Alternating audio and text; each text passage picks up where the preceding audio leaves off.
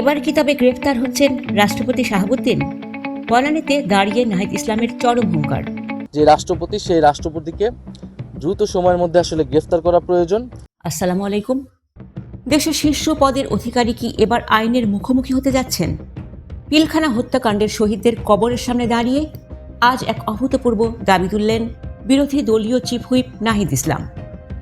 তিনি দাবি করেছেন, 24শে জুলাই গণহত্যা ঠেকাতে রাষ্ট্রপতি মোহাম্মদ শাহাবুদ্দিন কোনো কার্যকর ভূমিকা রাখেননি। শুধু পদত্যাগ নয়, বরং তাকে সংসদীয় প্রক্রিয়ায় অভিশংসন করে গ্রেপ্তারের দাবি জানিয়েছেন তিনি। এই দাবির পেছনে সাংবাদিক যুক্তি কি? বিস্তারিত প্রতিবেদনে।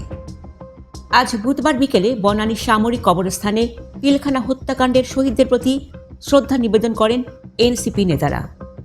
জিয়ারত শেষে সাংবাদিকদের মুখোমুখি হয়ে নাহিদ ইসলাম সরাসরি রাষ্ট্রপতির দিকে আঙুল তোলেন।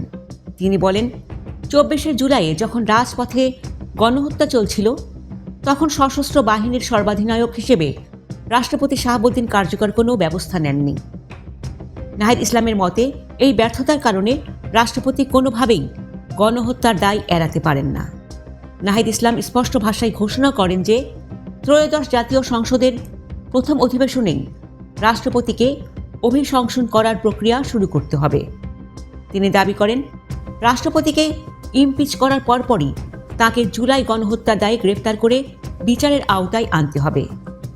তার এই বক্তব্য রাজনৈতিক অঙ্গনে নতুন এক বিতর্কের জন্ম দিয়েছে। একজন আসীন রাষ্ট্রপতিকে নিয়ে এমন দাবি কি সাংবিধানিক সংকটের ইঙ্গিত দিচ্ছে?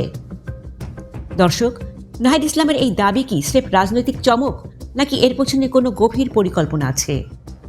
রাষ্ট্রপতি কি সত্যিই জুলাই গণহত্যার দায় এড়াতে পারেন? আপনার সুচিন্তিত মতামত আমাদের কমেন্ট বক্সে জানান। দেশের এই গুরুত্বপূর্ণ রাজনৈতিক মোড়ের প্রতিটি আপডেট পেতে ভিডিওটি শেয়ার করুন এবং আমাদের চ্যানেলটি সাবস্ক্রাইব করুন। ধন্যবাদ।